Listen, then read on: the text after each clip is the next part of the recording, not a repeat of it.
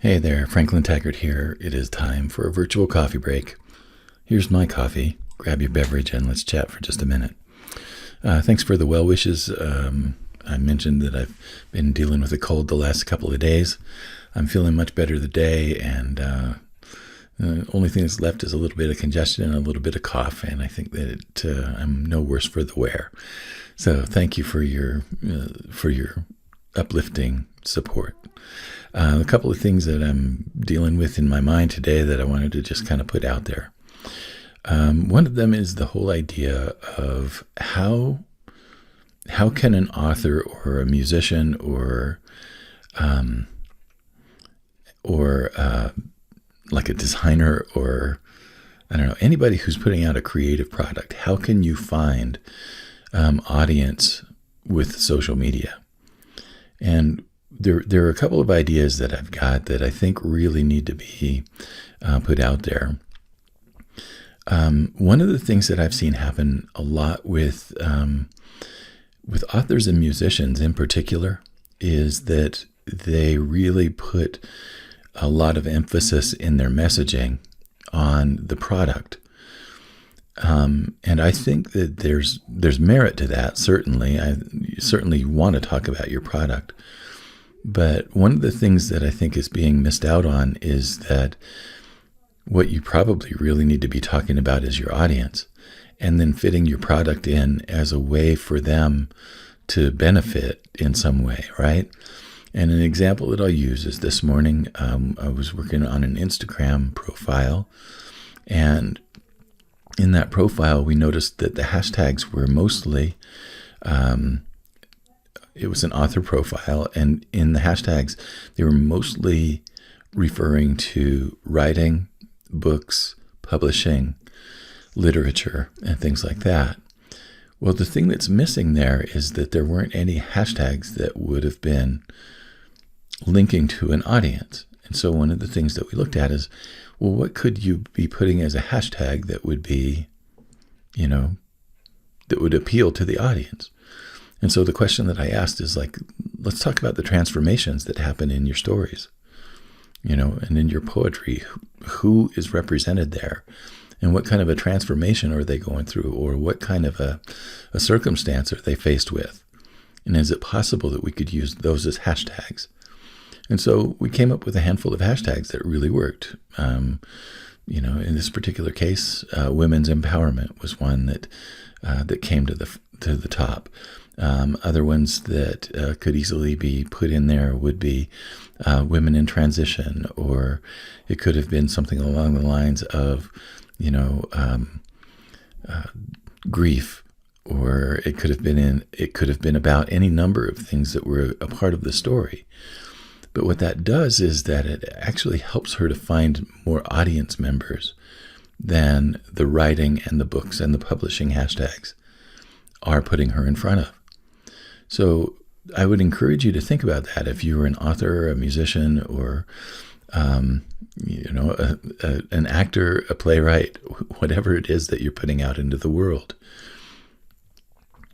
Let's make your social media more about the story of the audience and how it relates to what you're putting forward. So if you're a musician and most of the songs that you're writing are about unrequited love, well, one of the things that you could then have is a series of hashtags that would be about unrequited love, and then your post could point to songs that you've written about that, or they could actually be lyrics from your song, or it could be a reel with you singing like a short segment of your song. Put that out there and see how the audience responds, and see if that expands the scope of your post, right? Now, the other thing that I think is important is to set up your links, especially on Instagram, so they're going directly to a place where people can either have another more in-depth experience of what you're promoting, or they can just actually buy it right there.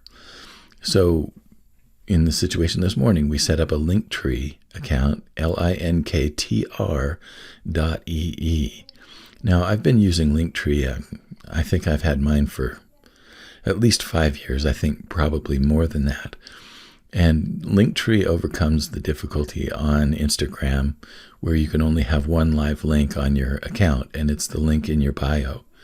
Well, Linktree allows you to take, people from Instagram and share other links with them.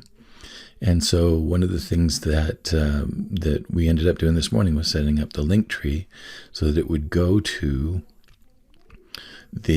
each individual book that this author has available for sale, and then one link going directly to her website. Now, you can also link to other social media channels, whatever you want to do, but I think it's important to kind of think strategically about how you would use Linktree to bring people to that place of the next level of experience of your work and of your audience relationship.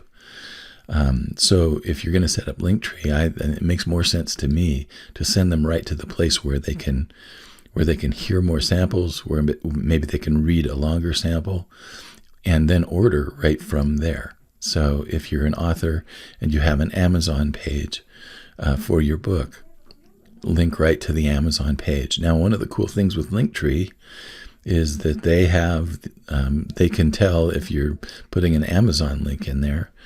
They can tell if you are putting in a book link.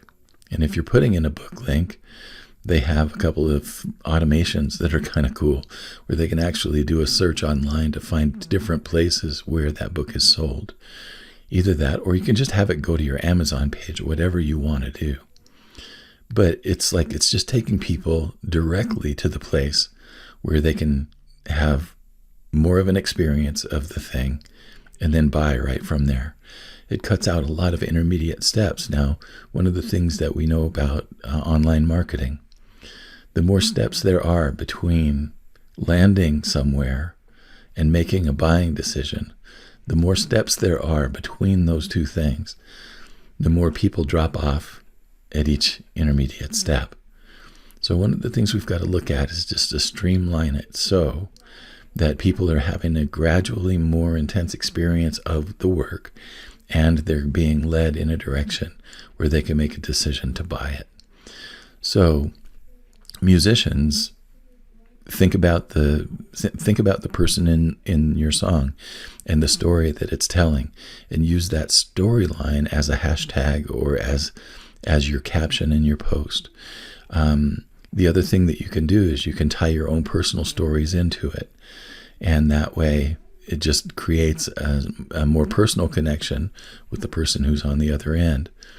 But I really feel like that we've got to get away from those hashtags and the captions that talk about our process, because that's not going to reach the people that we want to reach. We've got to make our hashtags and our captions more about the audience and less about ourselves, and then point them in the direction of the book or the album or whatever it is that we want them to find. So those are my thoughts for today. If you have any questions or anything like that, or if you'd like me to help you set up your social media channels to be a little bit more oriented toward selling your products or services, get in touch, and let's at least have an introductory conversation to see if there is a way that I can be helpful to you. Best way to do that is through the Best Next Step call, bit.ly/Best Next Step call, all one word. That's the way to set up your appointment. So hope to hear from you soon, and let me know what you think about all of this. Thanks, as always, for your time and your attention, and I'll be back tomorrow with another coffee break. So long.